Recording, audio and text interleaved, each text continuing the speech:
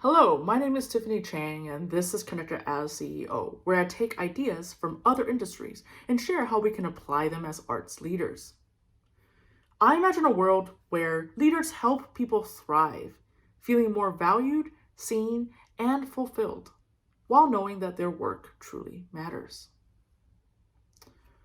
Today, I want to talk about the three things that we typically focus on when we give feedback. 1. Here's what you did wrong. 2.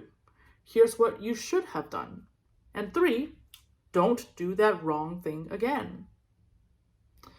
Now, notice how it's completely focused on the past, and specifically on the wrongs of the past and preventing those wrong things.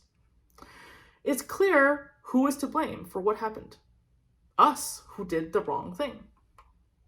We don't even realize that we're doing this. It's how most of our teachers taught us. It's what we expect conductors and leaders to do when leading musicians. Tell us what we did wrong. Sure, we can improve by knowing what we did wrong. We also dwell on the past, and we're distracted by the blame we feel. We feel uncomfortable and have an urge to come up with a defensive response.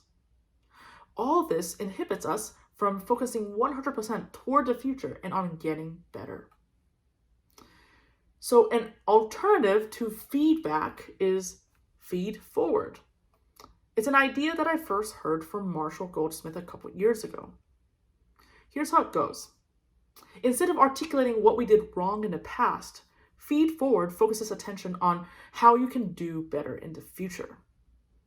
Feed forward consists of suggestions and ideas that are offered with the sole intention of providing insight into what can be done in the future.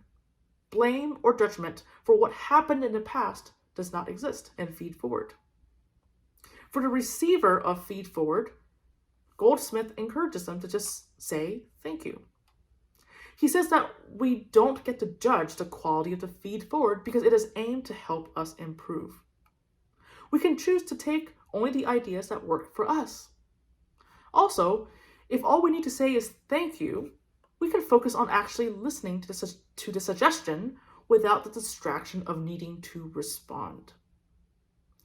Goldsmith says feed forward works because of several things. We can change the future, but not the past. It works because helping people be right is more productive than proving them wrong. It focuses on solutions, not problems. And people don't take it as personally because it doesn't put anyone down. So a few days after I learned about feed forward, I attempted to implement it into my orchestra at Oberlin to see what would happen. And I'll share the story with you. I was going into a recording session for a piece that was challenging for the orchestra. We didn't have a live audience at the time, so our recording was going to be the performance. And I had 45 minutes to record a performance of this 8-minute work. What I usually would have done is to identify a list of spots I want to rehearse before I attempted a run-through. And that run-through would reveal more challenging spots, which I'll then fix, and hopefully we'll get to run the piece one more time at the end of that rehearsal segment. Sounds like a pretty normal plan. Instead of doing that, though, I decided to try feed forward to see if I can set the stage in a different way. I asked the musicians to take their music and partner up with someone else in the orchestra. I instructed them to each share with their partner a challenging spot where they want to do better.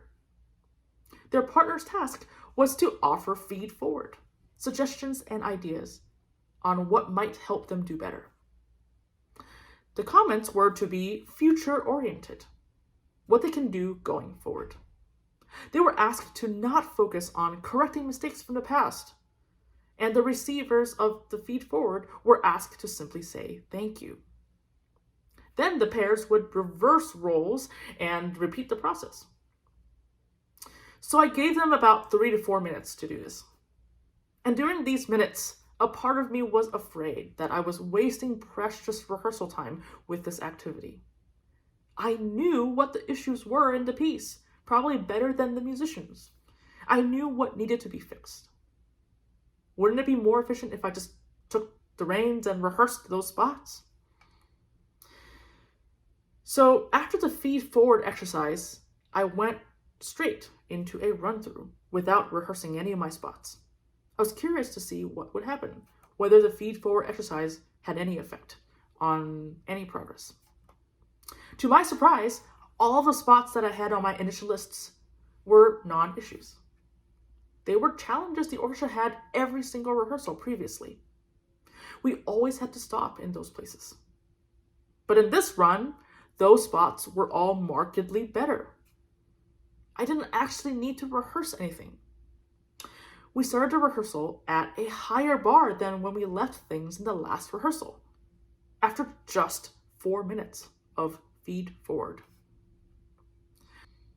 I was so intrigued by this experiment. Was the improvement because of the feed forward, or did I just get lucky? Could it be that those 4 minutes spent on feed forward that did not actually involve me were actually more efficient than the 10 or 15 minutes of me rehearsing all the spots one by one? And then I thought more about maybe why we didn't just get lucky. The feed forward brought the challenges to the fore for the musicians. It allowed them to anticipate those problem spots before they went into the rehearsal. The feed forward didn't make them feel apprehensive about the challenge spots because it didn't focus on how they made mistakes in the past. It gave them motivation with specific action steps they could implement immediately in the run-through. The feed forward also made them realize that they are capable of producing solutions for their own problems. Instead of waiting for the conductor to say what to do, the exercise perhaps made them realize that if they can give suggestions for their peers, they probably are fully able to help themselves too. It gave them the opportunity to be independent musicians with agency, who regained some control over their work. In addition to bettering our performance, I realized that we also created a space for increased musician autonomy and control. So I wonder what else we might discover when we choose feed forward instead of feedback more often. If these ideas resonate with you, please consider signing up with a link below to receive an email with each new blog post sent directly to your inbox.